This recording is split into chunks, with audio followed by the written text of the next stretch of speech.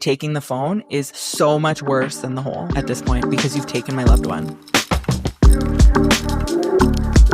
Welcome to the second episode of More Than an Inmate's Girlfriend.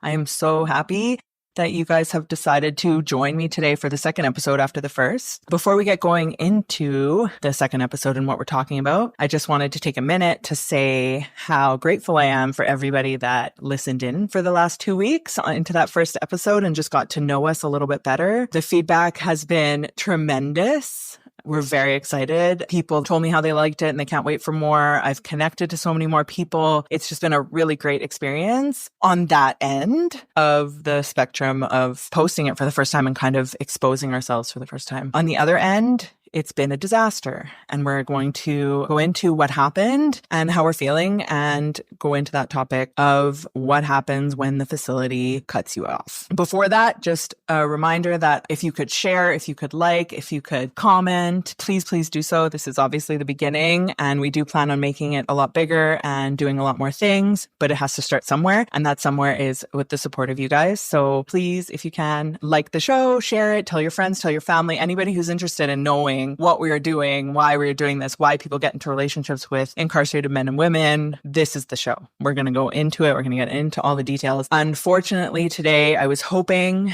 that we could go into more about Nicholas and I's relationship and the boundaries that we've set and how we set up our relationship to succeed, but that is not going to happen. Nicholas will not be joining the show today. He will not be for an indefinite amount of time. They have completely cut off our contact, and I'm going to share with you the whole story about what happened. Now, he might not be on the show today, but I do have someone who has become a good friend of mine. I was on her podcast last week called Naked Truths, Two Chicks on a Mic. Her name is Melissa Ann. Melissa Ann has been instrumental in supporting me throughout this. We've become friends, and I support her, her initiatives. Everything that she's doing is fantastic. She's really trying to change the game and get out there and expose the truths of these cases for what they really are, the mistakes that are happening, the way that inmates are getting treated. So she is here today to talk to me and have that open discussion about what happens when the facility cuts you off or when you get cut off from the person that you love and what that feels like. So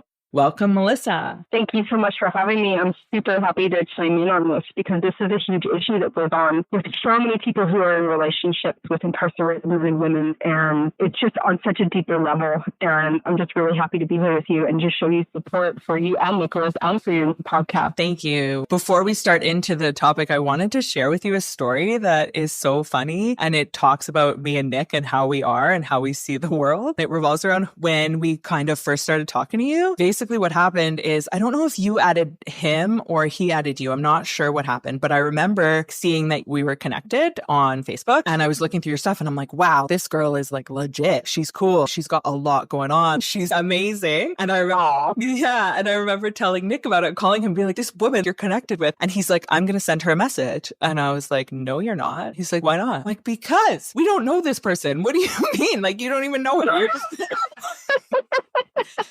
And he's like, yeah, babe, we're going to do that. And I'm like, no, we're not. I'm so not okay with this. And he drafted this whole message for you. And I was terrified to send it. I was like, this woman is not going to take us seriously. She's too big. She's not going to care about us. And I'm just going to embarrass ourselves. And he's like, so what? You miss 100% of the shots you don't take? Exactly. Yeah. Oh my gosh.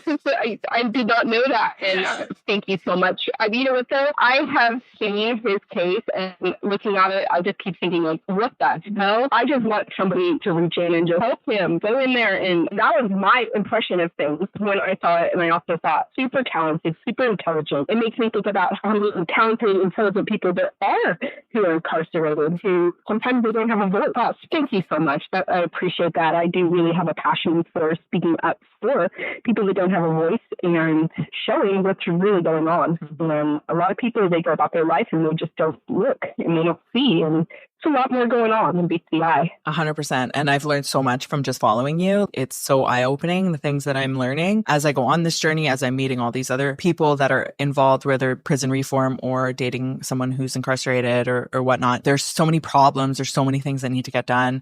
And this type of podcast is going to show that they're human. Let's see their humanity. Nick is a guy that is in there for life. People could on the outside see him as a monster, see him as someone who's not human, who deserves to be in there and whatnot. And this type of thing in this situation, and why I want to talk to these women who are dating these men that are incarcerated and learn from them, is to expose them as humans. They're real people. They have passions. They make mistakes sometimes, like we've made mistakes. We shouldn't be discounting them. That's all I'm saying, and that's the idea behind this. Yeah, and human beings have the ability to change. I mean, I'm not the same person that I was years ago. When I look at how we call it the Department of Corrections and Rehabilitation, I really need to question the rehabilitation part, because I feel like as soon as they see that you're trying to rehabilitate, they just smack you down and say, yep, no, you're not. Exactly. And exactly. You're 100% right. I think that the women who are out there, the men who are invested in relationships with people who are in prison, start to see what we care about and striving to do better and striving to be an author, to be a writer, whatever it may be, and trying to reach out, maybe get a law license or whatever. And they stop them. They throw them in a hole, or they say, okay, you're cut off from this or you're cut off from that. It's like they won't let you get above a certain level. You know that that's going on. And I really think that that's something that the public needs to be aware of. And having a relationship with someone in prison, you get the bird's eye view of this happening. And it hurts. It hurts for them. It hurts for you.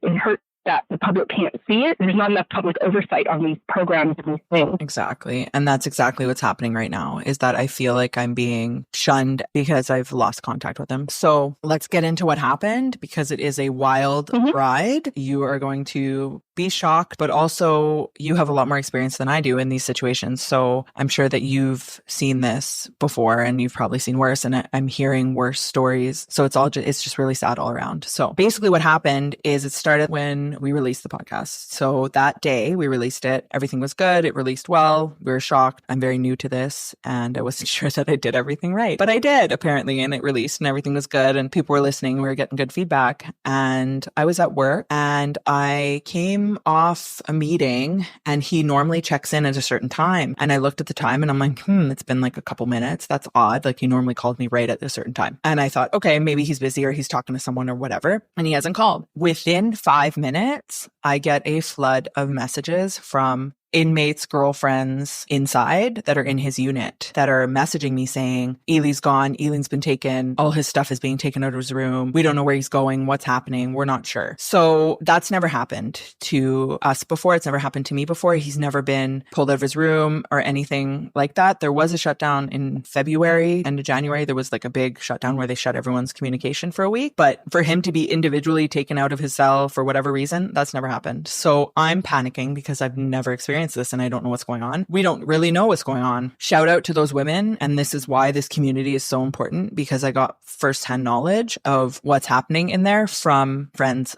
and their loved ones. So thank you to those people who did that, because you didn't have to, the inmates didn't have to, and they did. So I appreciate that so much. He called me maybe within an hour. He was on the phone calling, and I was panicking. I didn't know what to do. I'd messaged his mom. I'm like, I'm not sure what's going on, what's happening. She's like, okay, calm down. Like, things happen like this sometimes. Just relax. Like, okay.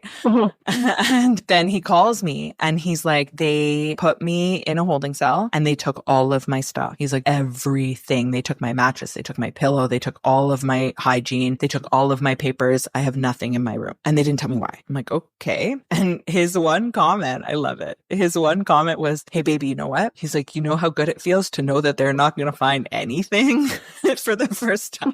Right?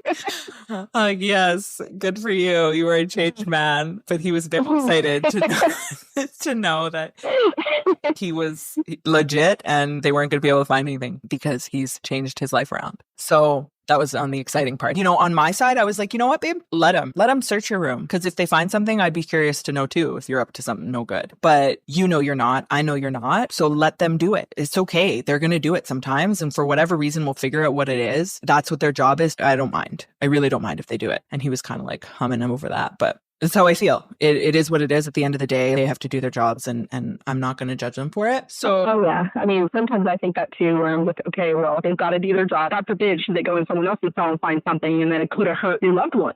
So it's like you want them to look and to keep things safe, but at the same time, have a reason. You know what I mean? Yeah. And I wish they would communicate that too. And he's like, I'm never going to know, really. Anyways, so he didn't get any of his stuff. Then he finally got it. I don't know if it was the next day. I believe Friday. That night, I think they gave him a mattress and a pillow. And then the next day, they gave him about half of his stuff, and they didn't give him any of his hygiene. So Friday, no hygiene. He also has an injury in his eye that requires him to take drops 5 times a day. They're medicated drops, and his eye gets really, really sore if he doesn't take these eye drops. They didn't return the eye drops. It was on one day. At that point, it had been 24 hours, and he didn't have them. So we communicated it. I called the facility Saturday night. I called on Sunday. They didn't provide him with it. So his eye at this point is really painful. How do they treat you or something like that? Interesting. So the Saturday night, the guy was not helpful at all. He was like, well, if he has a medical condition, they're going to deal with it. I'm like, okay, well, clearly they're not. So can you go and find out what's going on? Because they haven't given it back. And they were just not helpful at all. He was very rude and whatever. Saturday night guy, I'm not going to blame him. It is what it is. The Sunday person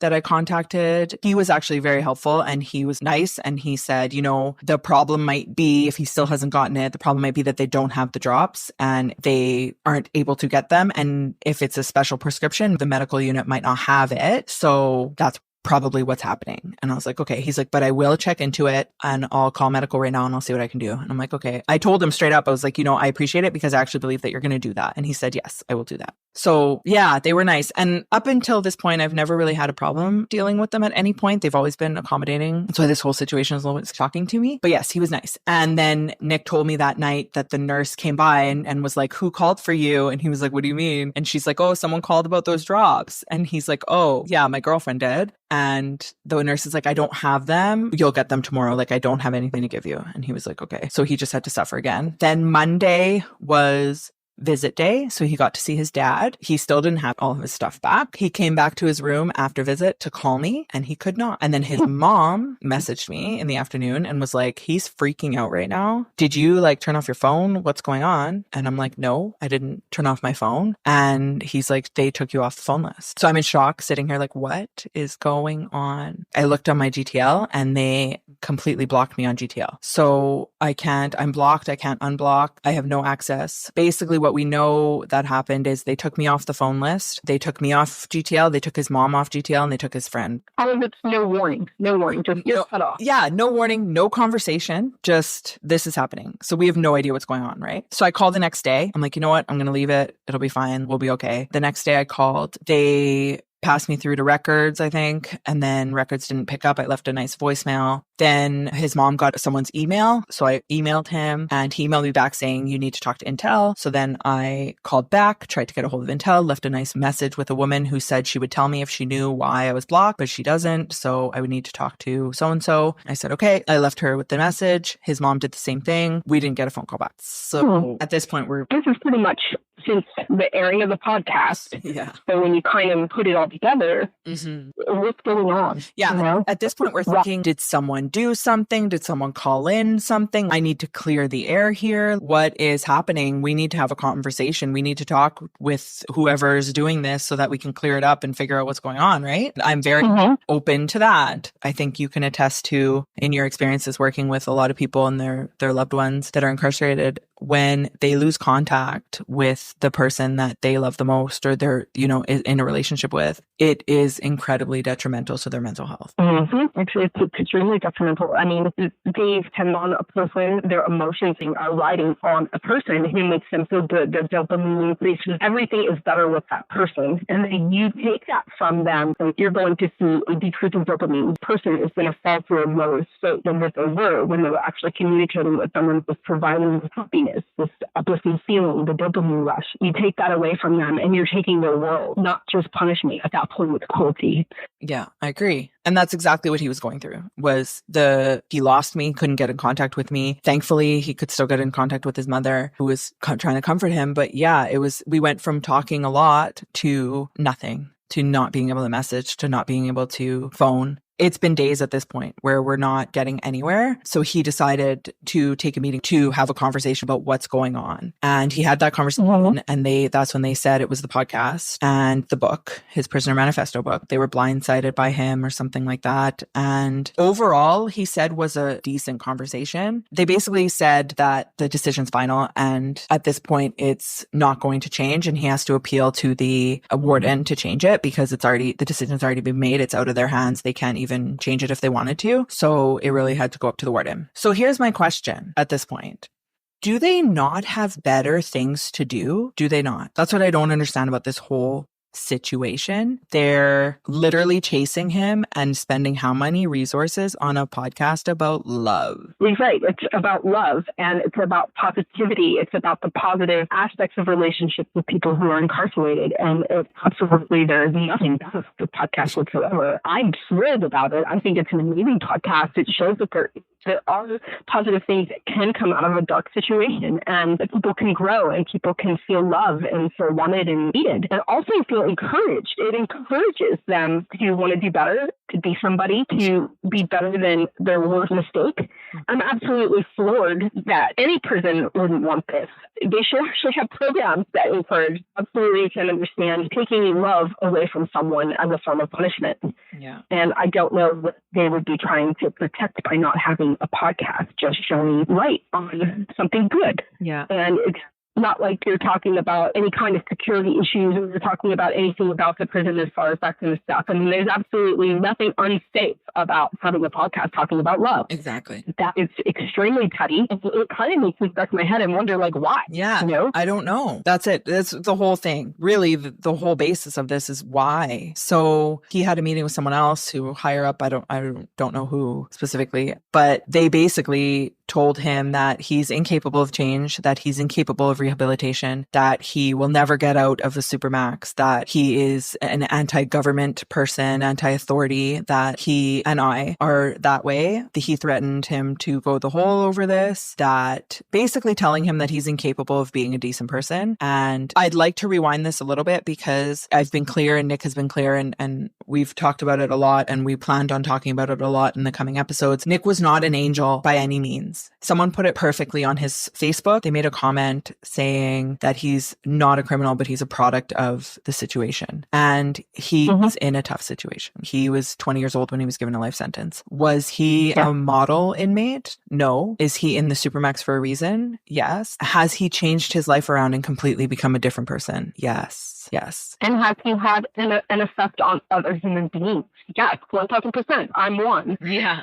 Here I am. I wasn't hearing. Now here I am. So obviously something that has happened has brought somebody from the outside in that has noticed these things of how he's wanted to improve, how he's wanted to be a better person, and just the intelligence of how he presents himself to the world. And you didn't know me, and now here I am. And it just shows how that pulls things together in the world, and the changes have been made in him also change the hearts of other people. Exactly. So I find it appalling that they would do this to you guys. Exactly. And he's really proving it by who he is and the actions that he's had. He hasn't had a write-up other than this one. They gave him a write-up for this in, I think, 2 years. He hasn't had a write-up. He's been trying really hard to stay straight. He's explained to anybody who will listen why he's doing it, why he sees that it needs to be different, that we need to change, that if anything in the world is going to change, that it needs to start with the guys that are in there. They need to reflect on themselves and reform their hearts is how he sees it. And he's really passionate about it. And if you have that conversation with him, he will have it. And he's rehabilitated himself on his own because they have given him no resources to do that. And they just don't want to believe it. And they don't want to even entertain it. And they just want to put him down when he's already been put down. And he told them, throw me in the hole and give me access to her, because I'll go to the hole if you give me back the phone. Give me back the phone with her, because what you've done by taking the phone is so much worse than the hole at this point, because you've taken my loved one. This happens a lot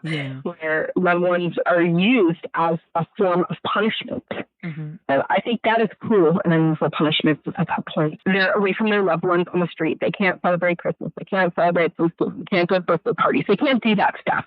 They're suffering. Exactly. But to take a simple form of communication, such as a phone call or a message or anything like that, away from them, at that point, it's pushing through right there. And with zero warning. And then I called, so then I was upset when I heard all this. So I called back and told the guy, the reception, I told him, like, give me someone who's going to deal with this because this is insane. And obviously that person didn't answer. Their phone doesn't have a name, so I have no idea who I left a message with. But I left a long message basically saying, like, call me so we can communicate like adults and resolve this like adults, because I'm in shock that this is what's happening. And nobody in days has reached out to his family or to myself to explain what's going on and try and talk it through, right? Again, never received a phone call back. I don't know if they're afraid they're going to come on the podcast.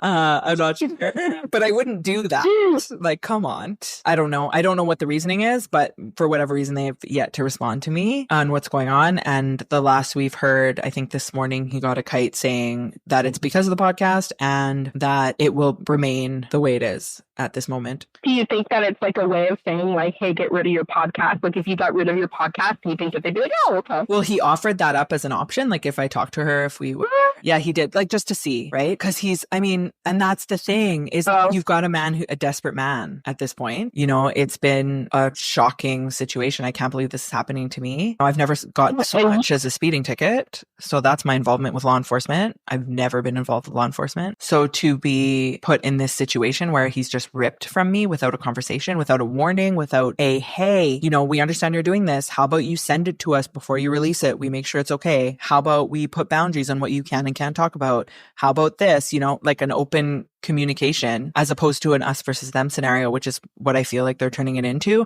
when that was never what it was supposed to be. If we had known that this was going to happen, we would have obviously dealt with it differently because we're adults. But to be then penalized this way is so hard. Yes, and it's not only like a punishment to him, but it's a punishment to you. That is right there another aspect that comes with the relationship with people who are incarcerated, is that sometimes it hurts.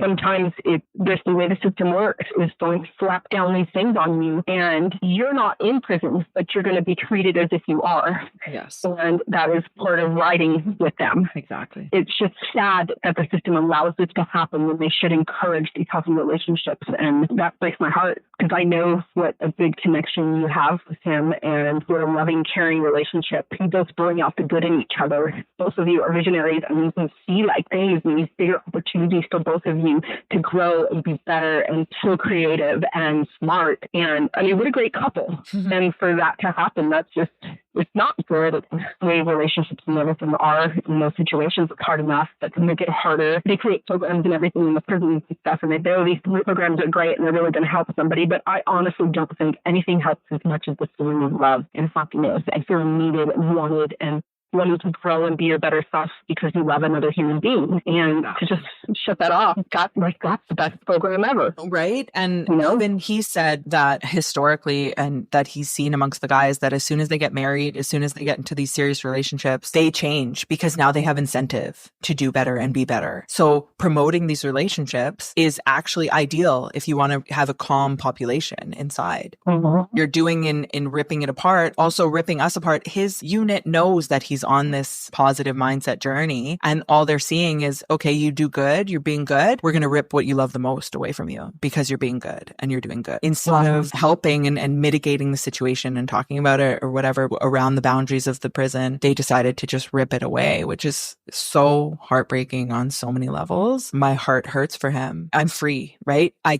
have a job, I have responsibilities, I have stuff that I have to do and that I can stay distracted with. I know that he loves me, I know that I love him, I know what our future looks like, I know that it's going to involve this is going to happen, there's things are going to happen. And that's the downside of being in love with a lifer, is that this stuff is going to happen and I can distract myself, but he's in his cell 21 hours a day. So tell me, how is he supposed to stay straight? How is he supposed to stay good? It takes a strong man.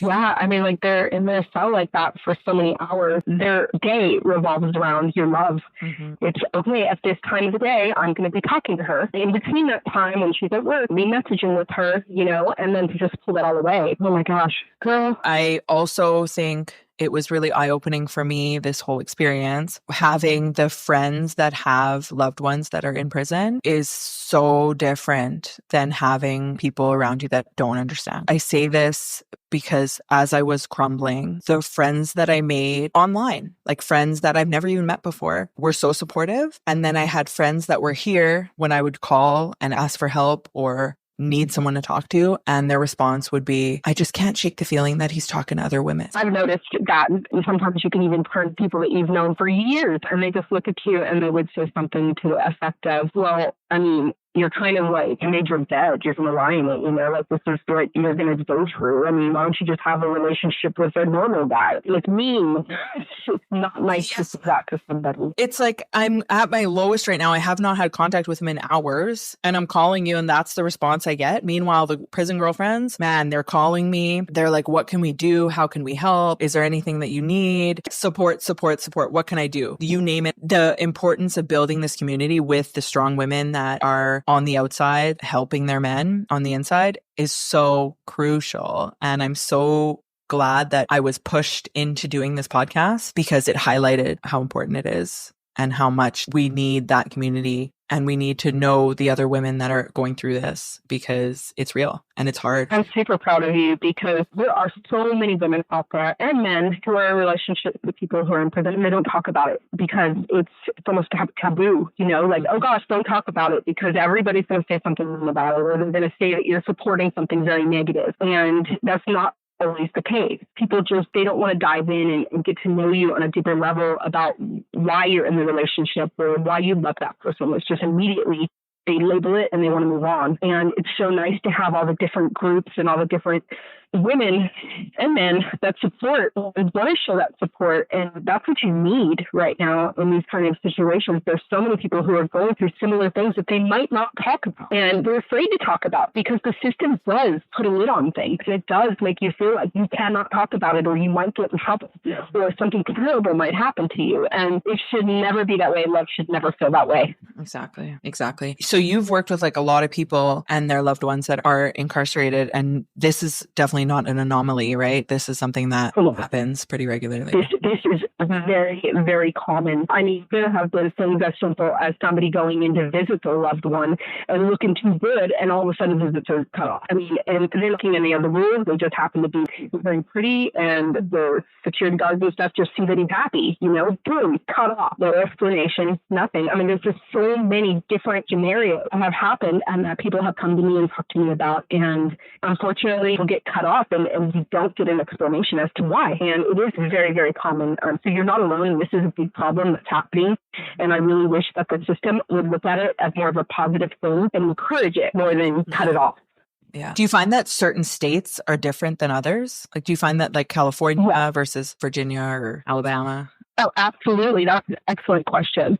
Yes, absolutely. I think that the South and the Midwest are really, really strict with things and strict to the point where you're not even breaking the rule. They'll just, instead of like more of a punishment for anything, punishment for good behavior, punishment, like they enjoy the punishment. I do feel, and I'm not a super political person and I don't pick one side or the other, but I do want to kind of say that I have noticed a trend with the more Republican state, the prison system seems to be a little bit more like that. And then you have the more liberal and the Democrat vote that in California, it's a little bit more open-minded, a little bit freer as far as the support from families and stuff like that. I mean, that is the states for Washington, California, New York.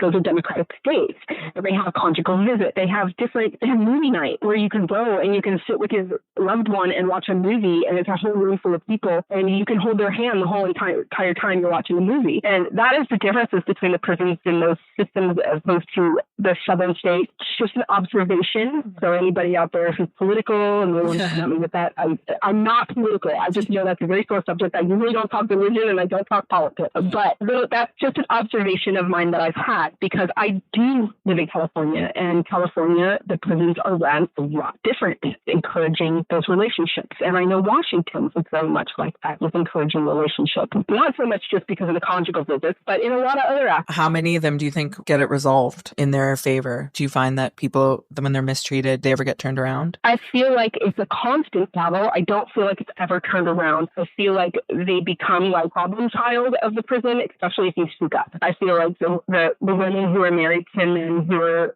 in prison and they speak up or they complain too much or whatever. They're the ones that suffer the most. Yeah. And it just feels like there's so many people. I mean, look at the population of people that are in prison. So imagine how many of them are the loved ones that are free and how many of them are getting shunned like this and like made belittled, yes. And taken away. Yeah. And it would be interesting to interview someone who maybe possibly was an old CO or somebody who had knowledge of why they act this way, without giving out security stuff and all that kind of stuff, but understand like the training that's involved for dealing with the family members, not dealing with the incarcerated individuals, but dealing with the family members. Do they have any kind of special training as far as empathy or compassion of how they deal with medical issues with family members, talking to them and communicating with them? Because it would help those family members understand more where they're coming from, to have this more open line of communication with understanding why they're saying the things that they say. Not feeling like you're just like cut off. Be nice to know, okay, well, if somebody explains this is how we're trained to deal with family,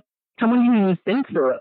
Yeah. Because a lot of times I wonder myself, I think we always want to say all COs are bad in my mind. Like, oh my God, they're assholes. And I feel that way, but then I know that there's probably some that are really good people and they go to work and they do their job. But I'm trying to understand what creates that good person that works in the prison system and what creates that negativity from another person who might work in the prison system. And I would love to have someone come forward and kind of educate, because education is everything, and kind of educate us about it so we can maybe understand. They can understand us. And I think that that's where the prison system screws up, that there's no line of communication. 100%. And I'm going to go with never say never on having CO come on. That might be in our future for sure. Also, I mean, I agree with you. We need to know. And I'm actually really surprised about this whole situation because up until this point, I've visited him multiple times and I've called in a few times. At prison, I've always been met with respect. And yes, they're strict, 100%. If I touched his hand for too long, they would come and talk to us. Or if he accidentally put his hand in his pocket during a picture, they make him rip out his pant pocket to check it.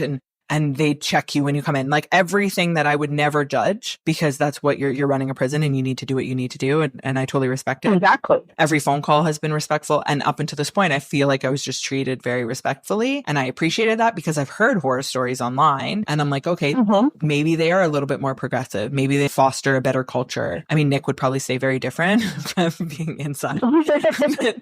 But I thought that one thing, and then this happens and whatnot. I don't know if they even have this, but a family orientation day. Help the family understand what, yes. Hey, you have a podcast, there's going to be a problem, Yeah. We don't know this stuff. It's like F around and find out. What? Want to know what they said to him? They said it's a common sense policy. It's a common sense policy. That's what they said. They said it's not in the policy book, it's common sense. Because there's not everybody and their brother starts a podcast in this country. What do you mean? If you go on to the podcast realm, how many people that are in prison are getting interviewed this moment? San Quentin has their own podcast. Wow. Again, that's liberal, like on this end of our country. Yeah. So... But the thing is that everybody should follow. I think that they should follow, and it would be a healthier, more rehabilitative environment for them. But your podcast is purely about love. You're not hurting anybody. No, but I think that's part of the problem is what I'm realizing is that talking about love, talking about humanity, talking about how these people that maybe made a mistake or maybe are wrongfully incarcerated, or I'm not talking about that. I don't care what you did, whatever happened that is between you and God. I'm not going into that side of things. I really want to focus on the humanity aspect of having these relationships with these men that are incarcerated. And I think that is potentially a problem because we're showing that maybe these men don't deserve life without parole.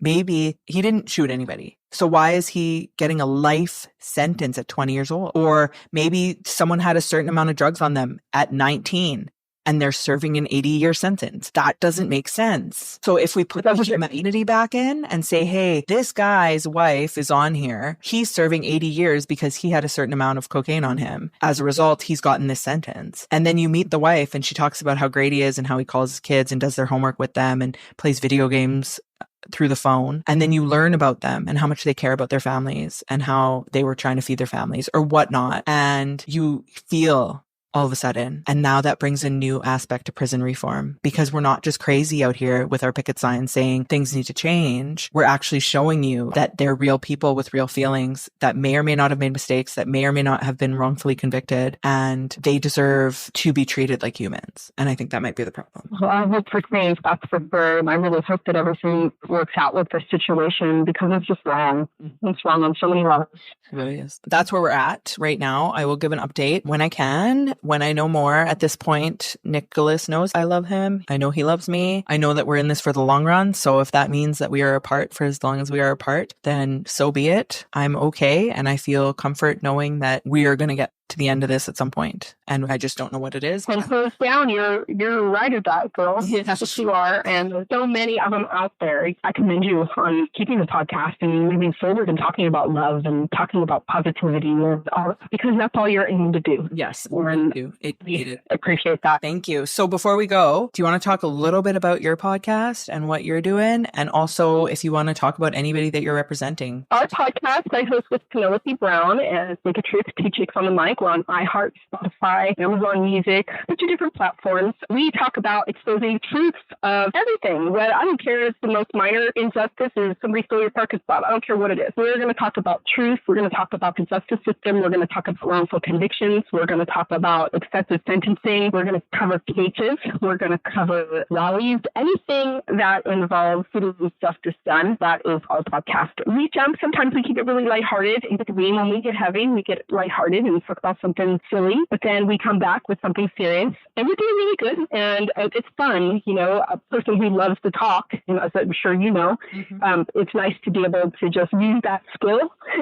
You know, God gave me a voice. Why not use it? I have a podcast of its own, and it's going great, and I really enjoy doing it. I think we're going to step it up and start doing more episodes here soon. It's been busy. And then we've got Andy McCauley Jr. is one that I represent. He is wrongly convicted of a murder that he had committed. There was female DNA under the victim's nails, and they never tested the DNA any further to find out who it belonged to. And it was an unknown woman, 2 to 3 male DNA that was found at the scene, and a family member's semen that was on the bed that never brought up in court. So his oral argument, we were excited about that. I went to West Virginia for that oral argument. His appeal for that was denied. We are coming back swinging. We are going to keep fighting for his innocence because we need the DNA tested. We've got Thomas Lefferts that was getting his case, also in West Virginia. A lot of my cases are more in that area. There's a lot down deep in like West Virginia, Virginia, all up in that area there that we're working on. Some new cases coming in, so you're going to see a lot of new advocacy coming. 1,000% support Nicholas.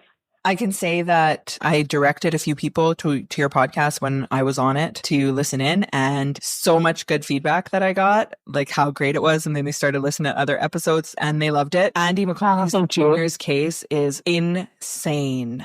And I looked into that one after hearing you with the oral arguments being denied, and I looked into it, took a deep dive into that one. I highly, highly recommend that if you're into true crime, take a look into his case because it is crazy. That small town. Wow. Yeah, it is a crazy small town. Corrupt as corrupt can be. The prosecutor there corrupt. And it's female blood. It's not the victim's blood. It's female blood under her nails under both hands. And his DNA is no place to be found. So we filed a motion for post-conviction DNA testing, which everyone has a right to.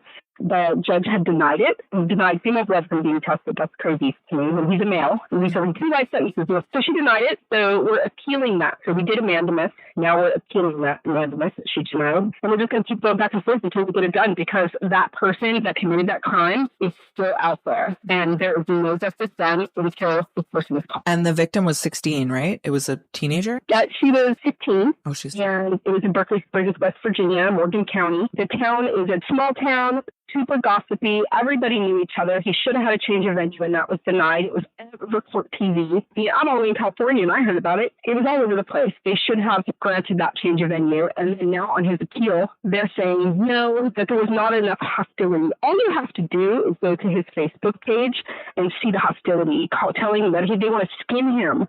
Look in him. Let's do this to him. Let's do that to him. I mean, very old-fashioned Stone Age mentality in that state. Stone him to death. And he didn't even commit the crime. confirm it's female DNA, but everybody seems to have like just forgotten that fact. Wow. And you would think that everybody in that town would be protesting, saying, "Hey, look, this is female DNA test, but this poor young girl lost her life, and somebody's still out there." Mm-hmm. And the fact that the semen on the bed was not brought up into court, any murder case, that person would have been affected. Right. It's wild. The case is wild. I highly, highly recommend anybody who is into true crime to look up Andy McCauley Jr.'s case in West Virginia, you said? West Virginia. West Virginia. And check out the podcast, Naked Truths. So, so good. I just listened to an episode a couple days ago about the girl who, with the car accident, killed her boyfriend. Well, Profi Sharilla. Wow. That was a good episode. Yes, So, yes, thank you so much for coming on and talking, letting me vent to you. You're welcome. You have been... I'm looking forward to update.